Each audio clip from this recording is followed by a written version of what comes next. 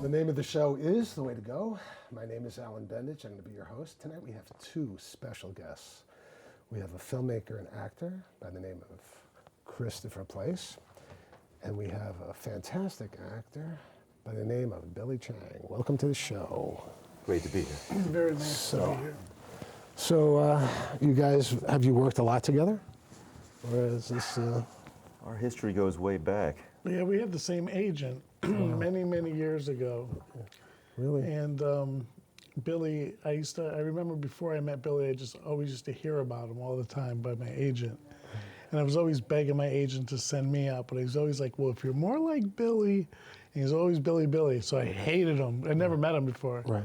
But then once I met him, I just was like, I saw why he chose him over me most of the time. So you guys work together a lot, or when did you guys start working together? We used to see each other in the agency. Yeah. Oh, that's so it was more like you built up a relationship through just bumping into each other. Yes. Were you making films at the time, or were you acting at the time? Well, I've been acting for 28 some odd years. Wow. I've never actually acted in a film with Billy, not yet until now. And Billy's been acting. How long have you been acting for? I got into the industry back in 90. 90 was my first film. Wow. Yeah, so grizzled veterans. Yeah. Yeah, 90. Yeah, and my first film was 1982 or 81, whatever it was. But it's crazy. But I love acting. You guys love acting? Or? Yeah. It's just we were discussing earlier the whole concept of getting into that zone. It's a high that once you've done it, you just can't come down from it. Right. I've heard that from many actors. Yeah. And many actors, it's usually actors who have done it for a while. The whole thing is that they just can't give it up once you get it. And it's great. So you guys are working on a project together now, or? Yeah, we're working on a few projects. The one we're initially in production with right now is a feature film called The Garden of Eden. Right. It's basically a film about a character who's an actor, a down-and-out actor, basically gets one last chance to redeem himself, and he takes a film in another country, Ukraine, where no other actors would take it because they're in a war zone, because Russia invaded. So it was like his chance. It was the only role that he could take, so he took it. And then when he gets there, he finds out that he gets intertwined into one of the most evil businesses of the mail order bride agency, marriage agency businesses. Wow. So he finds himself trapped in this marriage agency, and then it just becomes a lot of stress and horror through that. And then you have to watch the movie to find the end. So is this really happening in the Ukraine? Oh, yes. Yeah, it's based on a true story, actually. Right. And where do the mail order brides usually wind up? I mean, what countries, or is it just in? Well, Odessa, I spent 7 years in Odessa working on a TV series called Mail Order Brides and Looking for Love. And what I found was a lot of Americans come over there, they go online, they're looking for their wife, and they think that it's going to be very easy, that these girls just want a green card and they're going to come back to America, and it's like, picking the pick of the litter. But in reality, it's completely the opposite. It's like, what I found in my experience was, it's like bringing the lamb into the lion's den. Oh, wow. So when they get there, they find themselves in this business that is all about just extracting as much as they can from them, financially, emotionally. Wow. And I've seen a lot of men come there with high hopes and leave there terrified. And it's a true story, yeah. Is there violence associated with it as well? Not much. There was a few cases of violence. One gentleman was there. He met his wife online, and then he met with the interpreter when he got into Odessa. They got him an apartment, and he paid for, and then they locked him in the apartment because you can't open it from both. It's not like American locks. You actually have to lock it with a key, and you can't go in and out. And he was trapped there for like a week, and they were just they were demanding him to give them money, and he wasn't. I don't know what the circumstances were, but he ended up. But it's not always about violence. It's mainly about, what they do is they trap these men. These men come there and they're thinking, well, I'm American, so I know you want to be with me. Right. So they use that. Right. And then the interpreter comes out with them, and they actually tell the girl that they were right in line not to speak English. Right. And then they charge the gentleman maybe $20 an hour. Now in Ukraine, $20 an hour is like $250 an hour here. Wow. So one gentleman takes a trip out there for a week, that pays their salary for the next 2 months. That's crazy. So I've seen I witnessed a lot of heartbreak. So you were on that show for years. Yeah, we were doing pilots and TV series. I was on talk shows and news reports. And you lived, did you come back to I came back a few times, but I actually met a girl there. Oh, she wasn't from the marriage agency.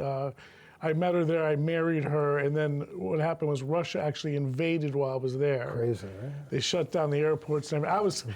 She continues to think that I wasn't nervous and I make it bigger than it is. To be honest with you, I was terrified because we had a child. So all that went through my mind every day was, is Russia gonna hit Odessa or not? And I couldn't leave my family. But I'm like a soldier in this career, so I just kept moving on with everything, and I just kept producing and kept filming, and right. I have some good work from it and a lot of experience. Do you think you'll go back there ever? Or yeah, I was there about 6 months ago. My film, one of the films, The Garden of Eden, is being filmed about 70% in Odessa and about 30% in America. Yeah, my roots are from the Ukraine. That's what I heard. Crazy. Yeah. I love it there personally. I've never been there.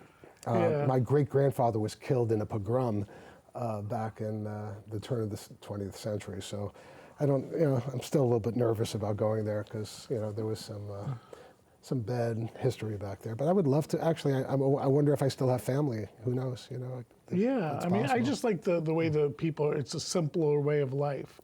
When I got back to America, after 7 years being away, it took me a year to get myself back to where I was before I left, and it was a lot of work. Right. So I miss like the different culture and being American in a different culture, and I miss that part about it. Yeah, it's fascinating. Would you like to share? You brought a video. Yeah, what I did is I brought a clip. It's for we're doing a few sequels to our movie. This one is called Paranesia, and this is actually going to be in the first movie as well. You want to set it up? Or, yeah, sure. It'll come soon. But okay. This scene is with a very amazing actor, Tony Todd. Mm-hmm. You may have heard of him from Candyman and Final Destination, right. And they're actually doing a new Candyman that's coming out. He actually flew to Ukraine to do this. Right. And he blessed the people. We have a big film studio that we work with there. Right. And they were like, he just blessed them so much that even in a war zone, these people had so much faith when he left. Wow, that's so awesome. So he was amazing for that. Okay, so I think, let's check out this clip, okay? I'm sure you'll enjoy it. We can make it okay. You're gonna make it in the agency. You just remember me when you move up the ladder, my friend.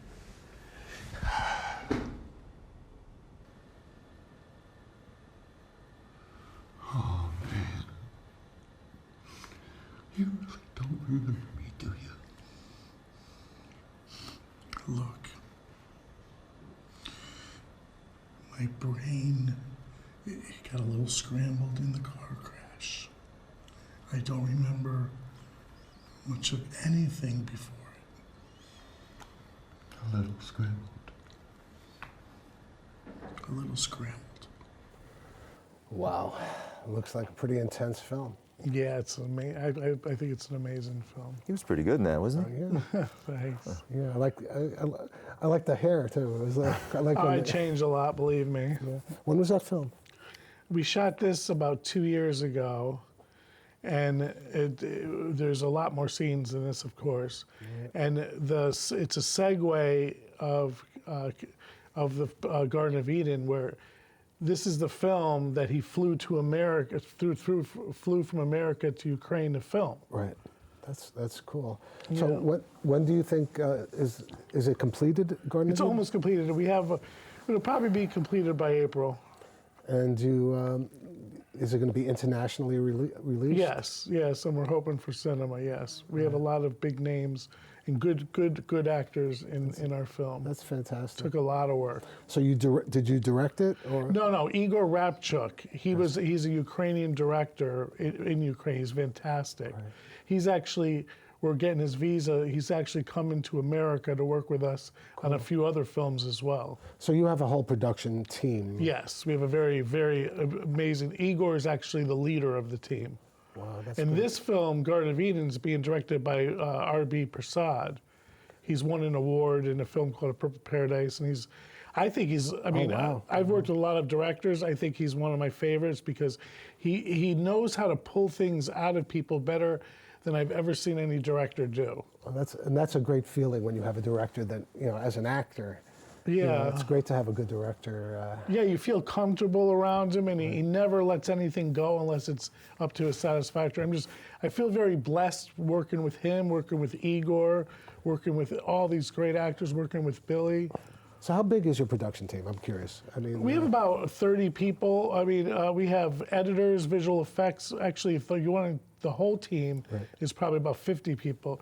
We have one of the most amazing visual effects studios in Ukraine, and the reason why it's very good for my career is we can get done what anybody can do in Hollywood for 25 cents on the dollar. there it is. If I had time, I would show you visual effects that your head would spin. But we have editors, visual effects, cinematographers, studios. The Odessa Film Studio has been around for over 100 years. Wow. But we work with all the people from the Odessa Film Studio because Russia invaded while I believe that they shut it down as far as the Russian market goes. So I'm sort of the bridge. I'm bringing films made by our studio in Ukraine to America. So is the economy bad? Because of the exchange rate seems to be. Oh yeah. Well, I wouldn't say it's just like if you go out for dinner, we're used to paying $100, where there would be like $2.50 for steak and everything else. I wonder. Well, how does that work? Let me explain this. Yeah. An average salary there is about $200 a month. Okay. Some people get about $400 a month. Right. So what we do is we try to build these people with American rates, and we obtain the work ethic there is amazing, and we try to and we can do just about anything that we could do here, but it's just a lot less expensive. When you release things in Europe or other continents or whatever, do you do that? I mean, do you release internationally? Well, this is the TV series. It was released all over Ukraine and Paris and France and a couple other small. So, did you have a big? Were there ways to measure the audience? I wouldn't do that. I don't know that. Burkwood, creative, my producer, he's a tech wizard. He knows all about that. But that must have been so cool. Oh, I had the best time of my life. And then I had my son was born there too. Wow.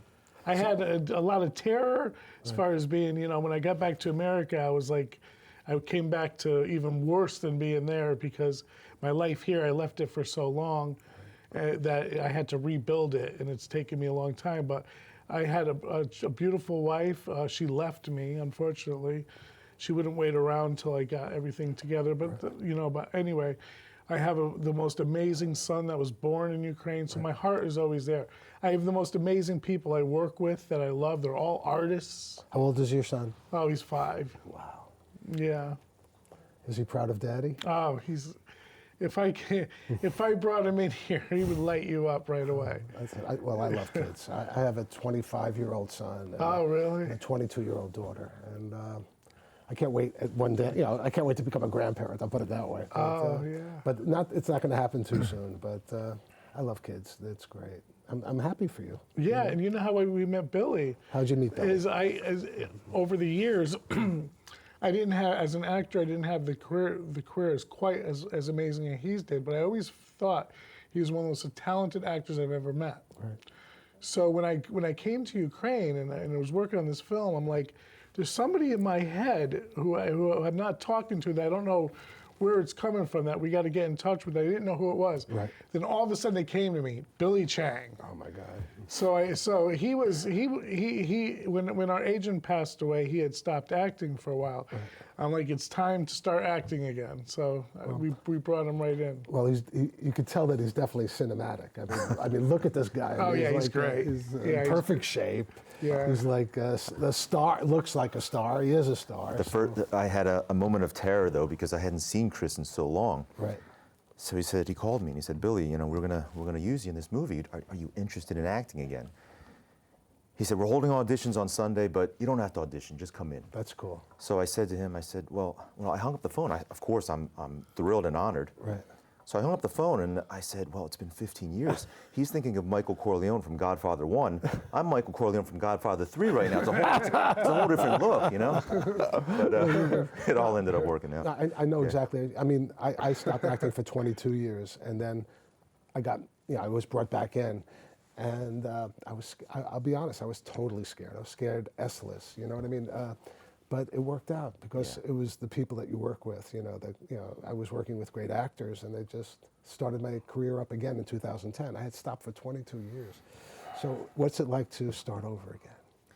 You know, I was driving up here, and it's like riding a bike. I mean, it's just one of those things that we had mentioned before about the zone. Right. It's just, you see the bike, you haven't gotten on it in 20 years, and you're thinking to yourself, am I going to be able to balance myself on this thing? And once you're there, it's just an old reflex. I think it's almost easier the second time around. I think that, you wind up, because you're in a different place. Well, I have gravitas now. Right, that's it. But also, just in general, like the fears of being a young actor are not there anymore. Now it's like, and you can give it, the barriers are gone. You could just, you could take it to the next limit. But you know what's strange about that? I'm thinking to myself that a lot of actors, I know that I was, that you're fueled a lot by the insecurities that you have. Right. Those moments of fear and anger and all these things that course through your mind at a young age. Coming back 15 or 16, you never totally get rid of those things, but you're in such a different place in your life. So now it's sort of balancing all these things that you've learned over the course of the last 15 years with all of those insecurities and emotions and the fuel that you had as a young actor. So the collusion of that's going to be an interesting thing, I think. Oh, yeah. Yeah. You couldn't explain it any better than that. So you've been acting steadily for years? Yeah. Well, I took a few years off in between because I also own a company. But I've been doing on and off and keeping myself busy, and now it's full time. So we have a few productions. So what does a producer do? Oh God, a producer has to make sure that the people he hires are as best as they can be and have the best energy. Right. And the best. I'm a spiritual person, so I like to find people that have good center, a good energy about them. And it's because it's always wearing a lot on your shoulders and a lot of hats, and you always have to think, is this being taken care of properly? Is this being taken care of properly? Otherwise, if you don't have it all, if the puzzle doesn't fit, the puzzle never gets put together. It just falls apart. Right. So I spend most of my time, honestly, just feeling people out while I'm working with. I spend less time at actually producing, more time wondering, should this person talk to this person?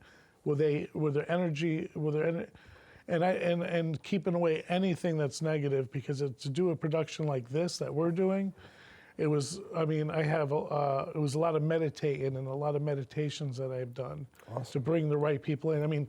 Tony, when he came to Ukraine, the first time I've ever met him, but I had met him years ago through a mutual director that had passed away called Michael Hines. Right. But I didn't know what to expect when I first met him. But Michael had always told me he had great energy. He's like, so I'm like, that's the person that we need. When he came to Ukraine, it was like you had this studio with all these people in terror working every day, not knowing if Russia's going to bomb their town. Crazy. Tony comes in and gives it sunshine through like their spirits. And so I want to keep that aspect of it going. It's always about the people, but especially this person sounds like he brought sunlight in the dark. He raised a lot of hopes and a lot of very talented people. Did anybody that worked for you or close to you get hurt in the situation that happened when Russia? Yeah. Well, Igor was, I don't know if he had gotten hurt, but he was in a few of the, he found himself, there was a few things that happened, a few streets from where we were living. Like one, less than like, I would say 3 blocks, they lit a building, a government building on fire with people in it. People were walking the streets with clubs and billy clubs. I mean, luckily, I mean, I had a wife and a child, and we stayed home. Right. It didn't faze her at all. But for me, I was like, what's gonna happen? What's gonna happen? What's gonna happen? What's gonna happen? But Igor, they're used to, those people in Ukraine, they're used to this. Right. Igor, I remember he was at some event, protest or something, and it didn't faze him. And for me, I was like, are you out of your mind? You know? It's amazing what's happening around the world even today. You know? I mean, Yeah. It's crazy. And in the Ukraine now with the news with Trump and all this other stuff. It's Yeah, I mean, we heard of a lot of things happen. Luckily, it didn't happen to us. Thank God. And we didn't lose anybody in the studio. So after this film, Yes. do you have any other projects that are waiting, you know? Yes, well, this is the first of 3 films. Mm-hmm. It's a series. And then Billy and I are producing a film about Atlantic City, which he will explain to you about. That's awesome. Well, the film tentatively right now is titled The Potential Merger. I happen to spend a lot of time in Atlantic City. I grew up in Atlantic City, as a matter of fact. Wow. And Atlantic City's always been, you know, there wasn't a lot of attention. There had been a couple of films made there, Atlantic City back. Great movie, Burt Lancaster. Burt Lancaster. But a lot more attention actually got put onto Atlantic City with Boardwalk Empire, Scorsese's Boardwalk Empire. Yes. So there's an interesting city to work with there as far as the politics and some of the mechanics there. So we're really excited about that project. Yeah. That's awesome. Can you give any not spoilers, but where it's headed? Like what is it going to try to cover? Well, thematically, Yes. I will tell you that the merger. Right now we're living in a world that's so polarized That's and for divided. sure. Right. I mean, we're talking not just politically, but culturally, ethnically, the age, the generational gap. It's just so wide. Right. So, you know, I love working with Chris. Chris has a very spiritual approach to actually making films. I like to consider myself a spiritual person as well. Right. But, you know, it's plot line aside, if a movie can actually touch people and make them think, I think we can all use right now a little bit of common ground. So the merger really is symbolic for not just a merger of maybe businesses or the organized crime element of it or the politics of Atlantic City, but the merger represents, for me anyway, a coming together of ideas and people. I mean, I took one acting class when I was in Hollywood because I got my Cagney and Lacey gig without just because of the way I looked. Right. And it was great.